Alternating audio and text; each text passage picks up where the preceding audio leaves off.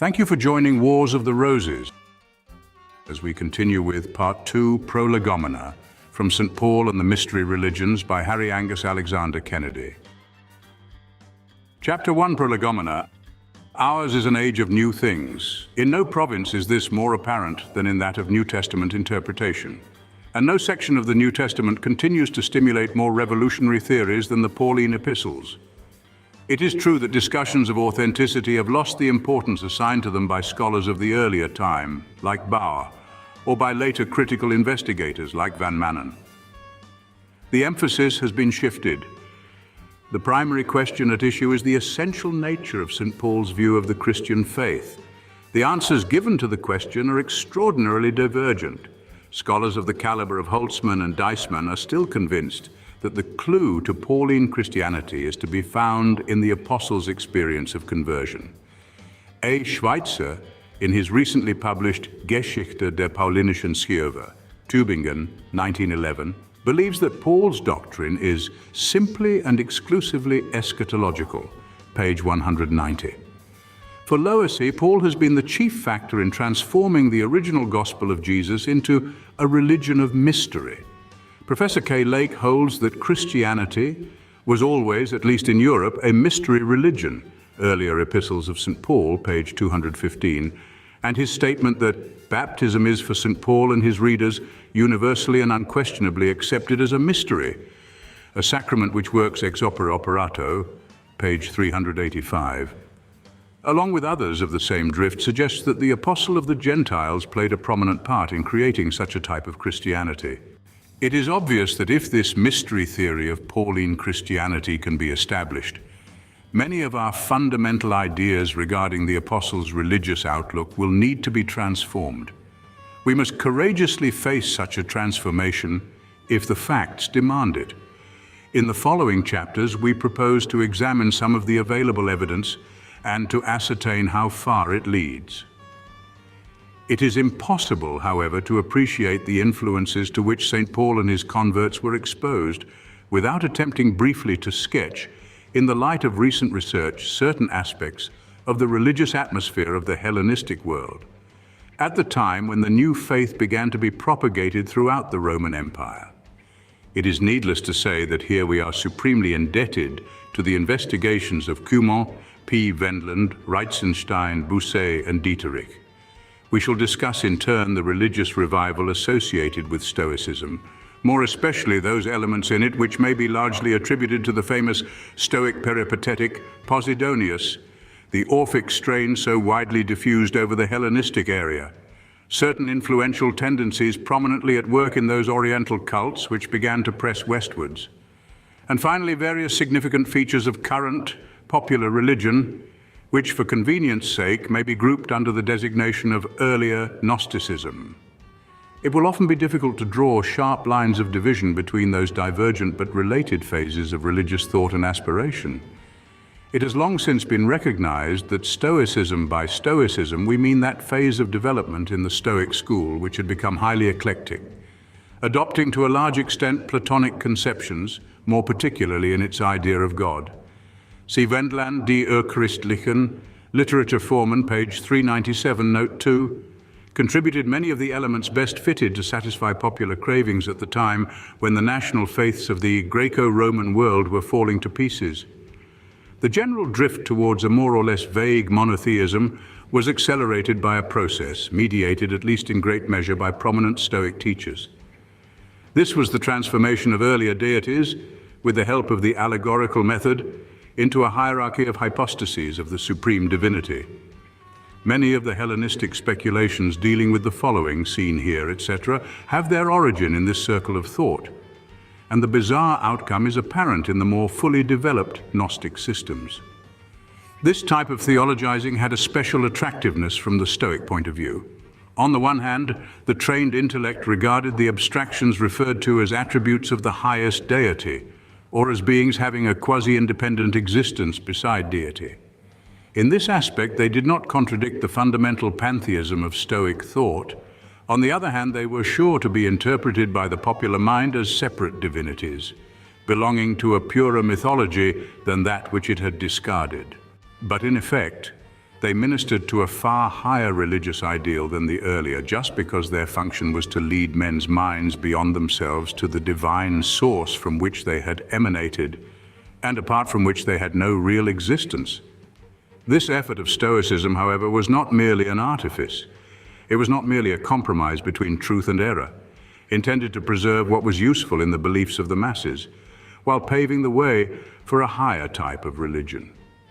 Through the instrumentality mainly of Oriental teachers, the doctrine came to be associated with a mysticism which had far-reaching influence. An important feature of the transformation process which we have described was the metamorphosis of the elements of the cosmos into divine forces. Of course, we are here reminded of an original element worship, for example, in Babylonia and Persia. In that quarter of Asia, also from the most primitive times, the worship of the starry heavens had not only been an all-powerful feature in practical religion, but had gradually been developed by a learned priesthood on theoretical lines. The development seems to have been conditioned by the advancing knowledge of astronomy, so that gradually there emerged a notable combination between science and faith. But the ancient Chaldean worship passed into a new phase under the influence of Hellenized Orientals, and preeminently of Posidonius, the renowned Stoic of Apamea in Syria. The acute investigations of scholars like Cumon and Wendland have succeeded in demonstrating that Posidonius was perhaps the most remarkable figure of the transition period between the Old Era and the New. Cumon describes him as a scholar of encyclopedic knowledge, a rhetorician of a rich and harmonious style, the builder of a vast system whose summit was the adoration of that God who penetrates the universal organism and manifests himself with clearest purity and radiance in the brightness of the stars. Posidonius was probably supreme among those Platonizing Stoic teachers who liberated the abstruse and formal astral worship from the domain of the purely intellectual and wedded it to the highest emotions. For him, a reverent contemplation of the heavens culminated in a mystic ecstasy. The soul which is stirred to its depths by the vision of the starry sky is itself akin to that upon which it gazes, for it was a Stoic doctrine that the soul is a fragment detached from the cosmic fires. Like is drawn to like, the rapture of contemplation becomes real communion. The gazer is possessed by a divine love. He cannot rest until he participates in the divinity of those living, sparkling beings above, and the experience is intimately associated with ethical purity. Thus, the astrological writer Vettius Valens, page 242-15, Kroll, I desired to obtain a divine and adoring contemplation of the heavens and to purify my ways from wickedness and all defilement. In an impressive passage, Cumon contrasts the calm ecstasy of this sidereal mysticism with the delirious transports of Dionysiac worship. Its influence on Hellenistic religious thought was very notable. It seems practically certain that Philo was largely indebted to Posidonius in some of his finest mystical ideas, and numerous echoes of his doctrine are found, for example, in Cicero and Seneca. One of the most convincing proofs of the religious domination of Posidonius appears in the pseudo-Aristotelian treatise seen here, which has been carefully investigated by W. Capell. The book is a document of the current popular philosophy, probably dating from the beginning of the 2nd century AD. The author begins with a survey of the realm of nature, dealing with various sciences such as meteorology and geography. But the treatise reaches its climax in what is a truly religious meditation upon the harmony of the cosmos in God, from whom and through whom all has its being. We may note in passing the tendency of the semi-philosophical literature of the period to define in this way the relationship of the constituents of man or the universe to God. So Plutarch, Questiones Platonicae 2:2, now the soul of the universe has come into being not by him but actually from him and out of him. The facts suggest that Paul is using current phrases in various passages such as 1 Corinthians 7:6, one God the Father, from whom are all things and we unto him, and one Lord Jesus Christ, through whom are all things and we through him. Here, therefore, there is presented a religious view of the world based on a virtual monotheism, which can be traced back to Posidonius's reshaping of the ancient astral worship of Babylon by means of Stoic Platonic conceptions. We have emphasized this remarkable strain of thought in St. Paul's Hellenistic environment because, while in certain situations it would inevitably be bound up with the ritual of a cult, It bears witness to the existence of a yearning for communion with God, which could be felt and expressed without the aid of sensuous ceremonies, which are so often scarcely distinguishable from magic. But the development of religious ideas, highly important in their bearing on the appeal of the Christian mission, had been proceeding in another direction. This was distinctly ritual in its origin and probably continued all along to be associated with mystic rites. Plato, in one of his most remarkable speculations on the destiny of the soul, Phaedo 69c, speaks of those who established our mysteries as affirming in parables that whosoever comes to Hades uninitiated and profane will lie in the mire, while he that has been purified and initiated shall dwell with the gods. For the thyrsus bearers are many, as they say in the mysteries, but the inspired few. This reference is assigned by early commentators to that cycle of thought known as Orphism. Probably such passages as Phaedo 70c and Phaedrus 350c have a similar bearing. Indeed, Professor Taylor suggests that wherever we meet in Plato, we are face to face with Orphic influence. The origins of Orphism are shrouded in obscurity. Miss J.E. Harrison, in her fascinating exposition of the Orphic movement, collects and emphasizes the ancient evidence for the historicity of Orpheus, a real man, a mighty singer, a prophet and a teacher, bringing with him a new religion, seeking to reform an old one. While her arguments on the point are not convincing, it is plain that from the 6th century BC there had been a remarkable remolding of certain central elements in the older Dionysus worship, which was to have far-reaching influence in the Hellenistic world. This refining of grosser ideas is found embodied in mystic doctrines imparted to the initiated. The writers on Greek religion often speak of Orphic sects or communities. These were bound together by their theological beliefs. Behind their theology seems to have lain the famous myth of the rending of Zagreus, a Chthonian designation of Dionysus, son of Zeus and Persephone, by the Titans in the form of a bull. They devour the various parts, but the heart is rescued by Athene and given to Zeus, who swallows it. From him springs the new Dionysus, the son of Semele, and Zagreus comes to life again in him. Zeus blasts the Titans by a lightning flash. From their ashes there arises the race of men who thus possess a good element, handed down from Dionysus Zagreus, and an evil from the Titans. The myth symbolizes the dividing up of the divine unity by evil forces into the manifold of this world's forms. That unity is restored in the new Dionysus Zagreus. The task of man is to shake himself free from the evil, titanic element of his nature and to return in purity to the God to whom he owes a vital part of his being. This will mean, above all else, deliverance of the soul from the prison house of the body. That can only be a gradual process, for the soul is subject to reincarnations. Finally, through mystic ritual and a life of ascetic purity, he will be enabled to escape from the wheel of births. The Orphic tablets found in southern Italy bear out the references in Greek authors to a connection between Orphic doctrine and Pythagoreanism. This connection has been suggestively dealt with by Mr. F.M. Cornford in his recent study, From Religion to Philosophy. See especially pages 180, 198 to 200. He believes that as Orphism was a reformation of Dionysian religion, so Pythagoreanism may be regarded as a further reformation of Orphism. Orphic theology had been specially concerned with the salvation by rites of purification of the individual soul. As this individualism became more pronounced, the Orphic could no longer find a complete satisfaction in the immediate union with his God. In orgiastic ecstasy, his way of righteousness was a long and painful round of ritual forms, which easily degenerated into external observances. Pythagoras rekindled the mystic faith inherent in Orphism by transforming the cult into a way of life. He substituted for ritual cleansing a purification by means of the pursuit of wisdom, while still retaining certain elements of the Orphic.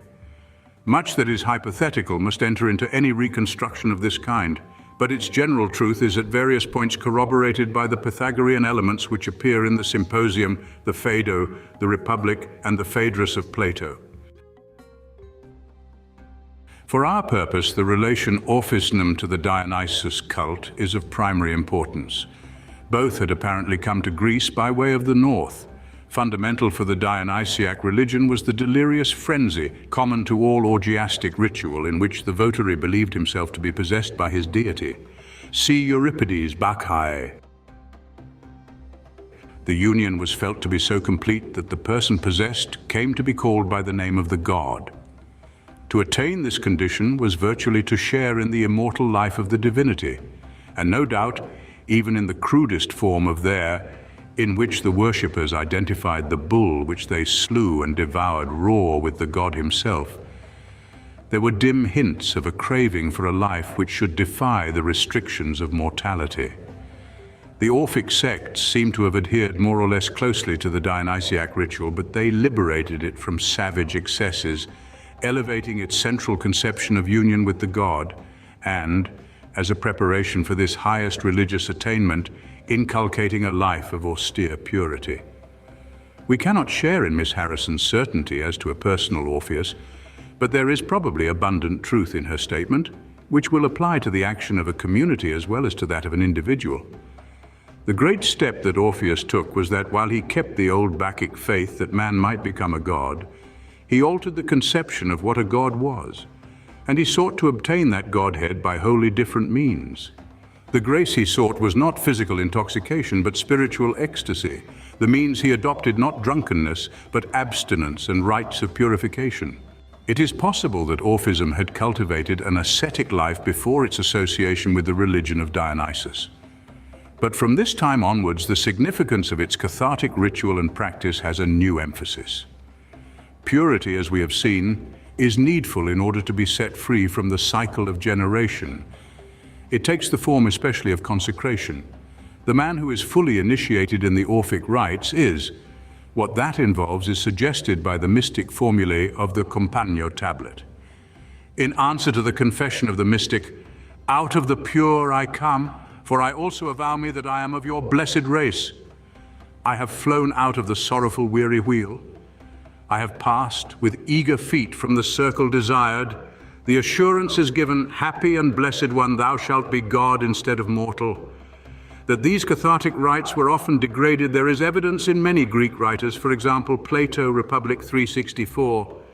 They, that is, those whom in 364b he names mendicant prophets, produce a host of books written by Musaeus and Orpheus, according to which they perform their ritual, and persuade not only individuals but whole cities that expiations and atonements for sin may be made by sacrifices and amusements which fill a vacant hour, and are equally at the service of the living and the dead.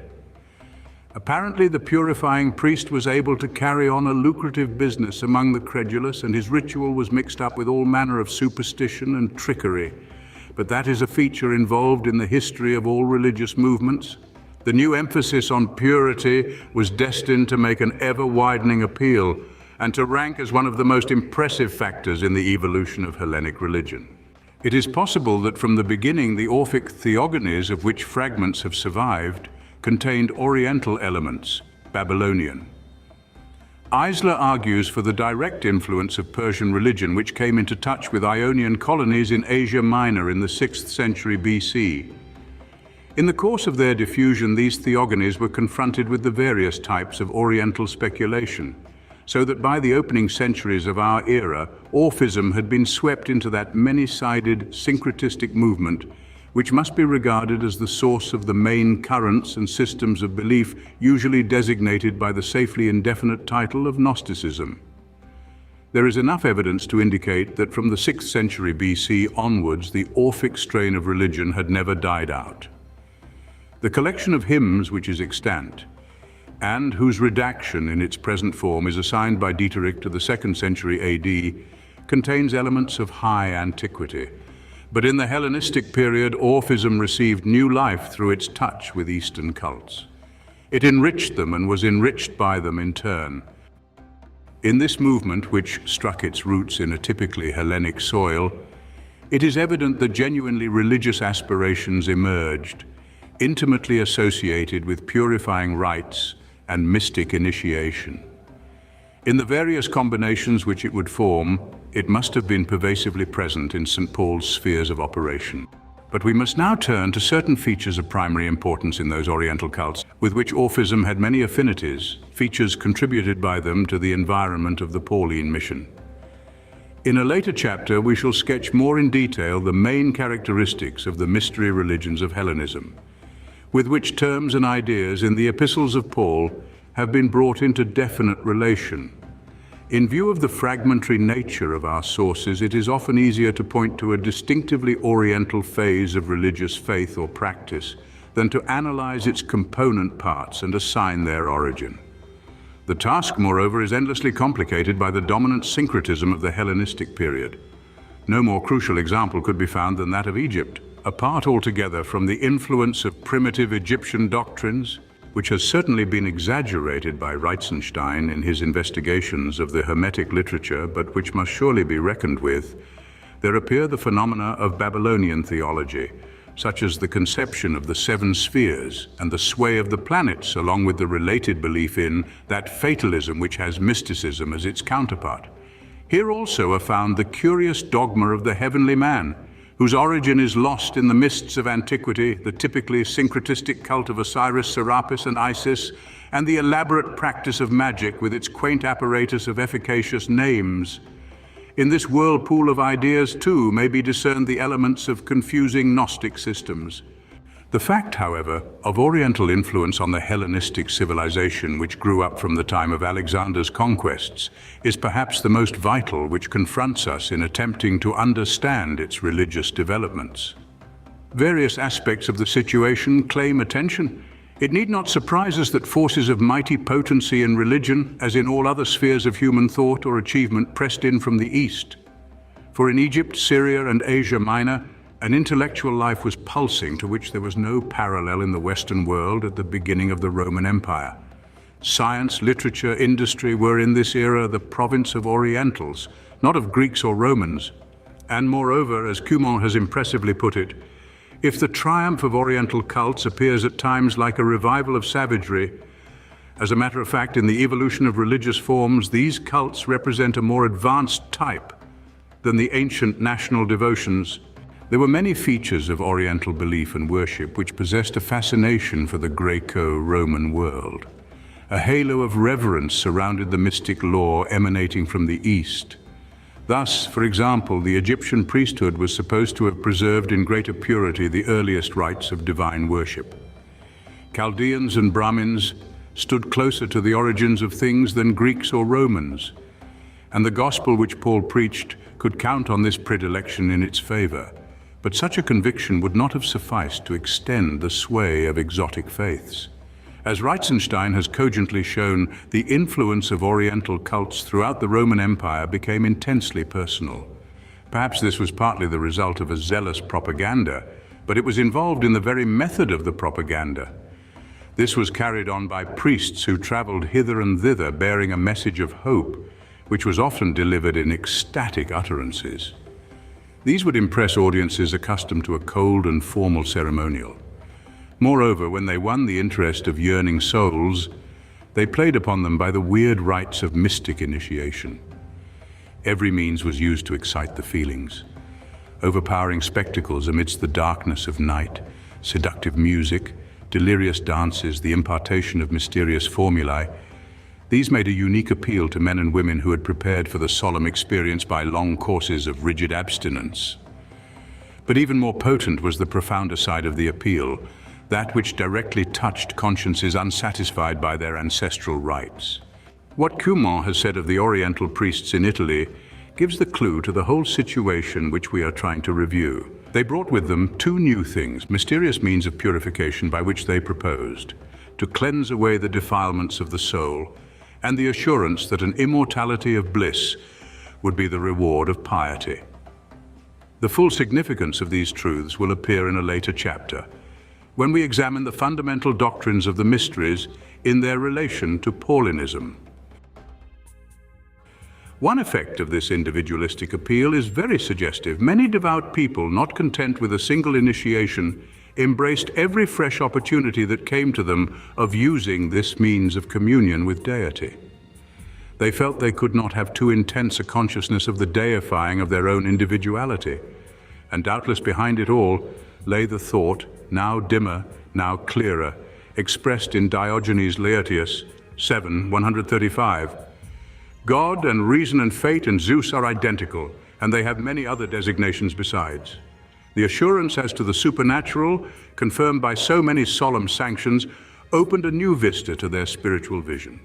The truth, which they would fain grasp, was presented to them in the guise of divine revelations, esoteric doctrines to be carefully concealed from the gaze of the profane, doctrines which placed in their hands a powerful apparatus for gaining deliverance from the assaults of malicious demonic influences, and above all, for overcoming the relentless tyranny of fate.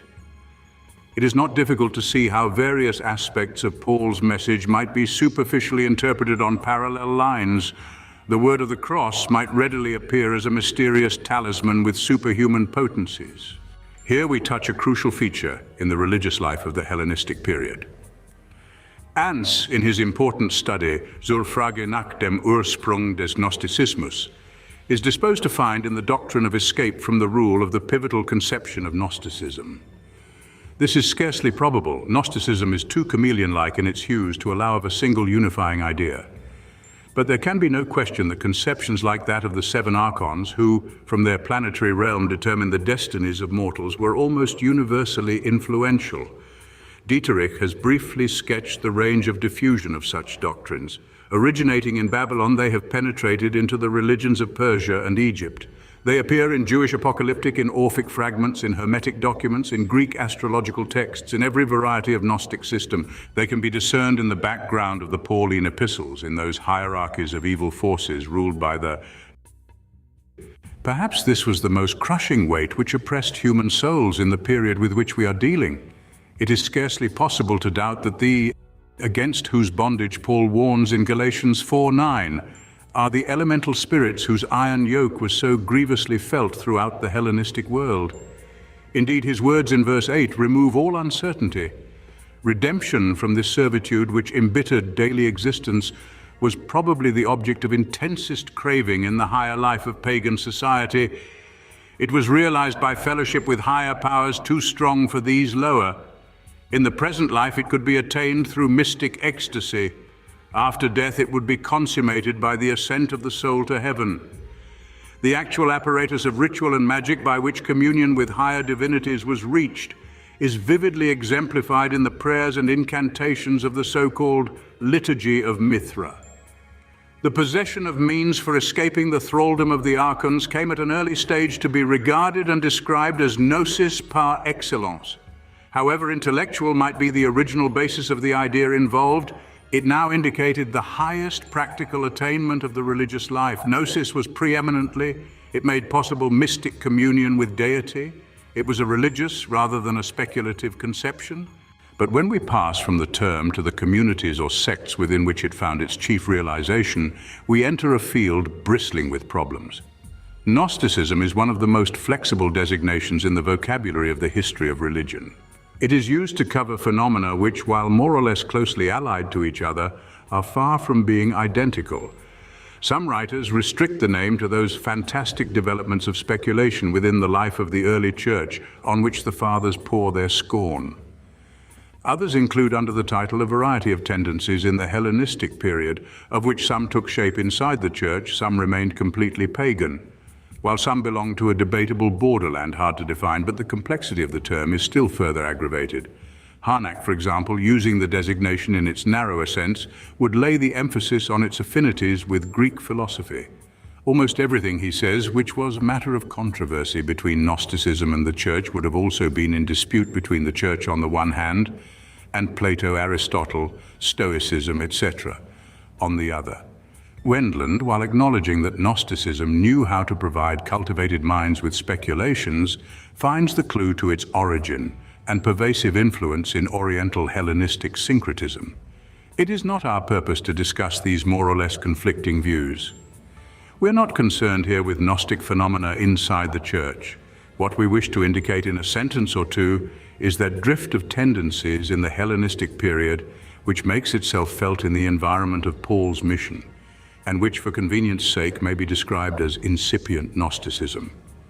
This must directly affect our investigation of the main problem to be dealt with, the relation of Paul to the mystery religions. For incipient Gnosticism and the mystery religions are phenomena which overlap. There is an instructive passage in Hippolytus in which, describing the Gnostic sect of the Sethians, He derives their peculiar doctrine from the ancient theologians Musaeus and Linus and Orpheus, who above all others introduced the rites of initiation and the mysteries, and asserts of a particular teaching that it is found in this very form in the Bacchic rites of Orpheus. Whether the explanation given by Hippolytus has any foundation or not, it suggests a feature of undoubted significance in the movement we are concerned with. In fully fledged Gnostic systems like the Valentinian, for all its curious mythological formations, we are confronted by philosophical constructions, which seem far removed from a traffic in magical formulae. But there is a vulgar gnosis, of which traces appear even in those sects which exhibit metaphysical developments. It is found, for example, to a marked degree, in the Hermetic literature of Egypt, as Zielinski has shown, side by side with elaborate cosmological speculations, and makes abundant use of alchemy and magic.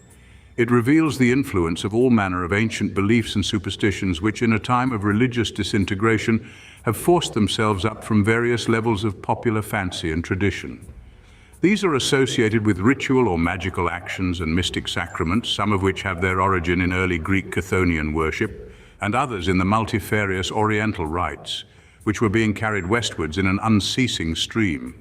Behind most phases of this earlier Gnosticism, as later at the basis of its more philosophical expressions, there seems to lie an essentially dualistic view of the universe. Bossuet would associate the phenomenon with the direct influence of the religion of Persia, while admitting that in its Hellenistic environment, Persian dualism lost its more concrete mythological embodiment and made way for a new antithesis, that between the good spiritual and the evil corporeal world. His view is highly probable. In any case, the ground tone of the movement is a thoroughgoing pessimism, which often issues, on the one hand, in a rigid asceticism, in unbridled immorality on the other. These are features which Paul has definitely to deal with side by side in the Epistle to the Colossians, for example, 2:20. If you died with Christ from the elements of the world, why, as though living in the world, do you subject yourselves to ordinances, handle not, nor taste, nor touch, which things have indeed a show of wisdom in self-imposed worship and humility and severity to the body, but are not of any value against the indulgence of the flesh? The truth is that this chaotic outgrowth of Hellenistic religion is our most faithful mirror of the prevailing syncretism of the period. Large additions to the knowledge of its essential character have been made in recent years by the magical papyri unearthed in Egypt. These have preserved fragments of hymns and spells and mystic names of Babylonian, Egyptian, Hellenic, and even Jewish origin.